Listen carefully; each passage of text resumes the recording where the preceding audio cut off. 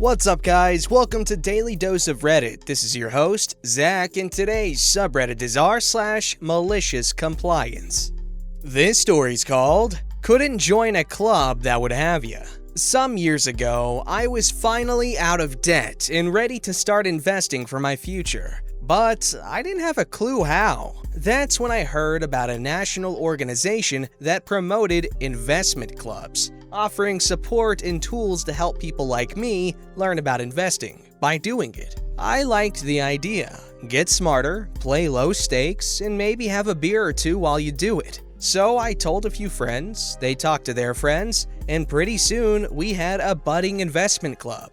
Since we were all friends of friends, organizing went smoothly. We elected officers and adopted a simple charter based on the national group's templates. Minimum monthly dues were set at $10, an amount any one of us could afford to throw away. But any member could contribute more than the minimum if they liked to build up our investing pot. Most of us did. Individual contributions bought shares in the club's holdings, like a stock in a corporation. Higher contributions meant more shares, meant more voting power when we made club decisions. As we got rolling, a few more people heard about the club and expressed interest. So we created a little process. Attend 3 meetings as the guest of a member. Then, if you're still interested, club members decide whether to offer an invitation.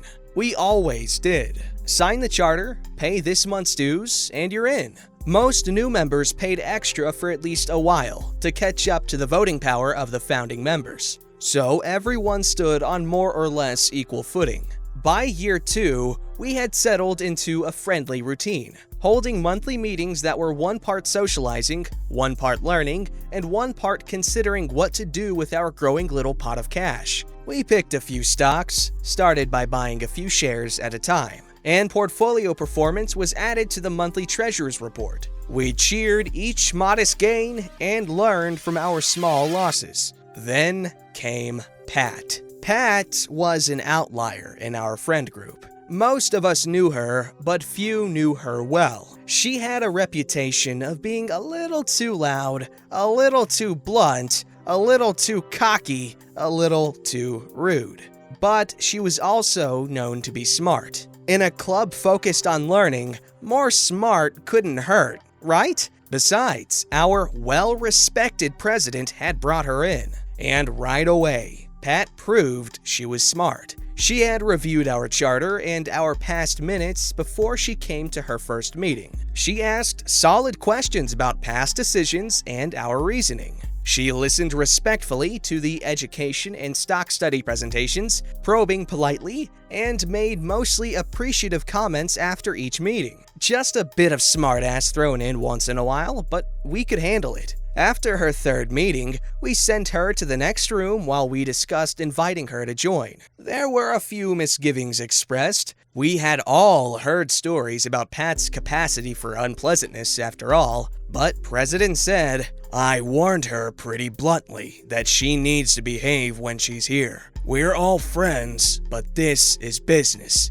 Money is serious. So I told her, keep yourself in check. Leave your attitude outside." Ultimately, everyone agreed. She had indeed behaved. We had no reason to doubt her sincere interest. So we called Pat back in, and President said, "Congratulations, Pat. Just pay your dues and sign here." With a flourish, Pat handed Treasurer a $10 bill, and everyone applauded as she signed the charter. Then she said, "Thank you all, thank you. But frankly, you really don't have any way to keep me out." The room got quieter. Then she turned to Treasurer and said, "Now, next month, if I'm interpreting your little reports correctly, all I have to do is give X amount of dollars, and I'll have equal voting rights? Is that right?" "That's about right, yes," came the answer. "And if I were to give you that, plus..." And here she pointed at the bottom line of the club's total holdings. "X thousand, X hundred, XDX dollars, I'd become the new majority shareholder, right?" "I suppose." "And then I'd be in charge of all the club decisions," declared Pat. "That's right. Unless you all can keep ponying up more cash than I can, There's nothing you can do to stop me from running this club like my own private account with nearly double my money to play with, is there? And now that I've signed your silly charter, you don't even have any way to kick me out. So see you all next month." She smirked, turned, and left. The door had just barely closed when the room exploded. "She was joking, right?" Oh, hell no! The nerve! Could she really do that? "That can't be real." How big a mistake did we just make? Wow, what a class A baseball pitcher. But as we looked over our template-based charter, we found she was right. There were requirements for tax reporting, officer fiscal responsibilities, bank and brokerage relationships, conflicts of interest, and a host of other issues we never faced and never expected to face. There was boilerplate language about how to buy out a voluntarily withdrawing member. There was a provision allowing us to involuntarily withdraw someone who didn't keep up with dues and/or attendance. But we had no cap on individual member contributions, and no provision allowing us to kick out a stakeholder so long as they continued to pay their dues and attend meetings. And we now realize that if she could make good on her threat to buy majority holding, Pat could simply outvote any attempt to amend our charter. A more elegant solution probably existed, but within 20 minutes, someone came up with the nuclear option. 2 minutes later, we agreed to launch it. We accepted assignments, then went our separate ways to prepare for next month's meeting. That evening, everyone arrived a bit more promptly and settled a lot more quietly than usual. Pat looked smug as she took a seat, seeming not to care that no one spoke to her. She was ostentatiously fanning herself with a personal check. Too bad we never saw it, so we'll never know if she was ready to put her money where her loud mouth had been. President took the floor. Before I call the meeting to order, I have a personal announcement to make. I made a really poor recommendation to all of you last month. I feel the bad judgment I showed means I am not fit to be your president. I'm presenting my letter of resignation and my voluntary withdrawal from the club. And solemnly gave the letter to Secretary. Pat looked like she'd been slapped, but she said nothing. Treasurer spoke up. "Just so you all know, President spoke to me earlier about this decision. So I've already calculated withdrawal payout and have it ready according to the terms of our charter." And President took the check. Vice President spoke next. "President, you weren't alone in that decision. I voted with you, and I also regret my poor judgment. Here is my letter of resignation and withdrawal," Treasurer said, "and here is your withdrawal payout, prepared as we discussed." And on it went, in small clusters at first, then all in a rush. Each member declared they'd made a terrible decision, presented a letter, and collected an already prepared check. Sometime during the rush, Pat stopped being silent. "Okay, I see. Yeah, I get it. Seriously, you've made your point. That's enough now. You don't have to keep up this act. Knock it off already, you mad lovers." But we didn't. With all the letters collected, Secretary added them to the back of a fat binder containing copies of all the club minutes and gave the binder to Pat. "Your next club secretary will need this." Treasurer was right behind with a similar binder of financial records, a $10 bill on top. "Here's all your club's accounting records and remaining assets." President added the signed charter to the stack. "So, Pat, looks like you're now a club of one. You win. Good luck. And goodbye." We all stood and stared silently until she shoved the stack to the floor and saw herself, sputtering to the door. Within 10 minutes, we had signed our newly upgraded charter, re-elected our officers, torn up all our payout checks, and put our new club back to business as usual. Okay, just a bit more giggly and a little more pleased with ourselves than usual. Never saw Pat again. Didn't care. Edit. Oh my! Thank you, kind Redditors, for the gold, for the wholesome award, for the many attaboys in comments. I'm blushing. So this is what good Reddit karma feels like. At it again, platinum? And a Bravo award? Gracious, I'm getting kudos I've never seen before. Many thanks, I'm humbled. Edit 3, GOAT award? Take my energy award? Press F award? Come on, y'all are messing with me, right? And with one tail, I go from the 239 karma I've been looking at for months to over 7K? You are too kind. Thank you all. And thank you, Pat. Okay, first of all, that sounds like a pretty cool club. Second of all, don't you just love all the edits to thank people for awards? It's funny. I normally just skip over them, but it was 3 edits. and it's all different. It's funny. But what they decided to do is really funny. What I thought was gonna happen was just the president was gonna withdraw, and then someone else would take their money and buy his shares, and then they'd be the majority holder. But them all resigning is so much funnier, and they just start a new club right then, and it's great stuff.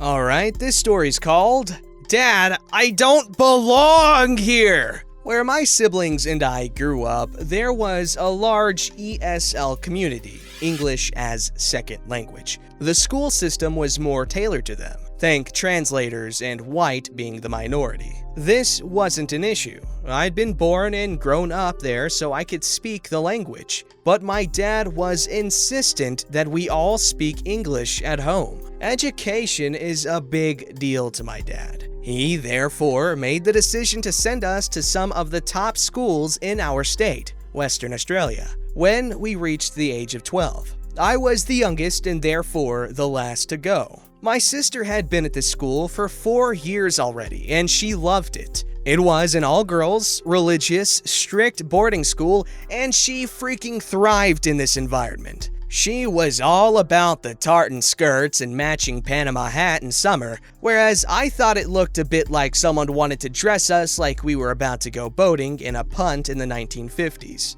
She was never really academically focused. She got average grades at best, but she made some very close friends. I, meanwhile, was the opposite. From the minute I got there, I rebelled against these rules and restrictions, but I loved learning. One of the stupidest and most ridiculous rules was that I was not allowed to spend time with my brother alone. My freaking brother. I had to have a chaperone with me to talk to my brother. I put up with it for a while, and then I started asking my dad if I could change schools. This place was really not for me. The girls were so rich and pretentious and were just so asinine. The teachers were amazing. They put so much effort into their classes, and well before the internet and laptops were commonplace, this school was issuing laptops to every student because they understood that is where the world was going.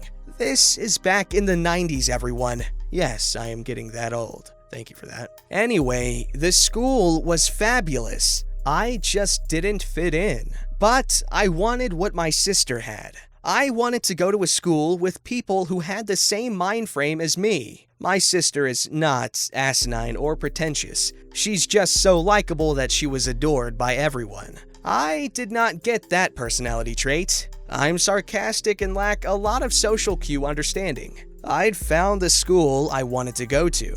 It was significantly cheaper than the one I was at, and so I went to Dad one more time to ask him. He told me that the only way I would be leaving this school is if they kicked me out. I am not the sort to cause drama, and he knows this. He thinks that because I won't act up to get kicked out, that I will suck it up and he won't have to hear any more about it. Well, game on, Dad. I mentioned this was a religious school, an all-girls religious school. A compulsory attendance at chapel a minimum of 7 times a week, but an expectation of more? Well, what do those religious people fear? This is where the Jaws theme song plays and you all get goosebumps from anticipation of the horror. Homosexuality! I got permission to be signed out of the boarding house by my cousin for the weekend. While staying there, I shaved my head. This complied with the school rules on natural hair and allowable hair length. On my return to the boarding school, there were many questions from the other girls about my hair.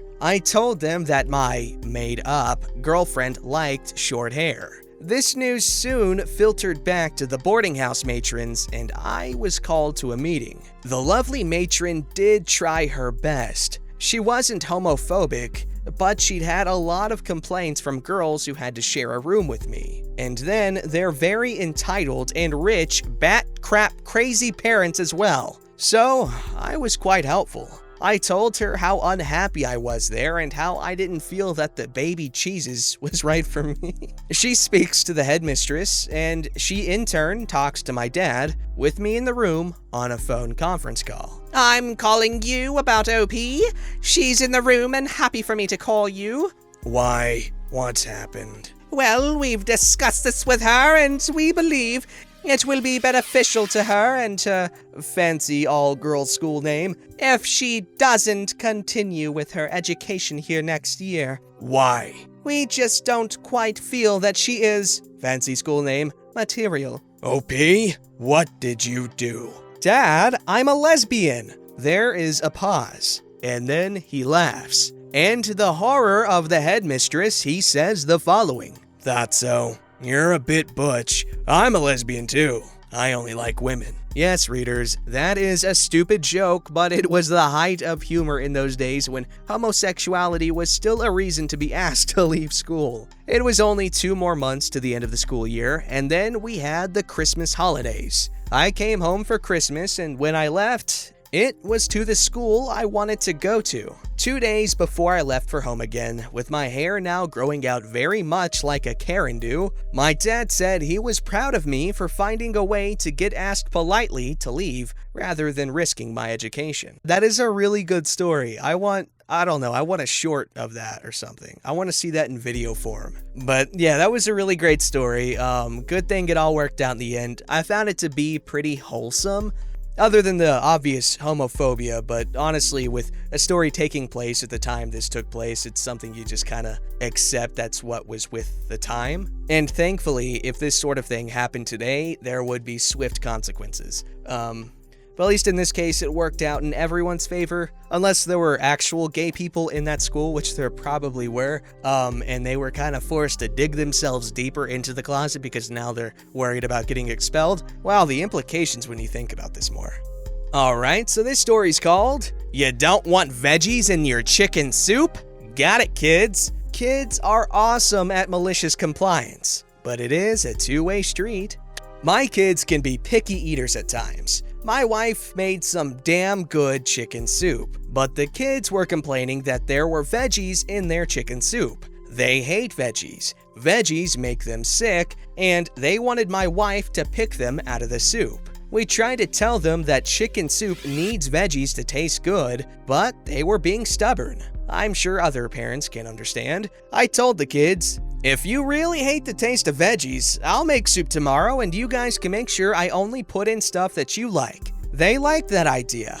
At the time. The next day, I get the pot filled with water, all the typical soup ingredients out, and gathered the kids. I asked for their approval on every item. Chicken, yes. Salt, yes. Black pepper, no. Gross, too spicy. Celery, no. I can't even stand the smell. Onions, no. It went on like that, with them rejecting parsley, bay leaves, and other veggies. The total contents of the pot ended up being chicken, water, salt, noodles. And the soup was done cooking. I served it up and they excitedly started to eat. A few funny faces later, and one of them said, It tastes weird. This isn't very good. I said, but I only put in everything you guys approved of. I think, from now on, I should make the soup, right? They looked at each other and said, Can we have mon soup instead? Since that day, they haven't complained about finding veggies mixed in the food. Sure, they almost always eat around a carrot or a pea, but they understand that it adds flavor. I remember when I was a kid, I ate everything. I loved vegetables, I loved fruits, I loved everything. I was a fat freaking kid. One of my favorite things was Crispito.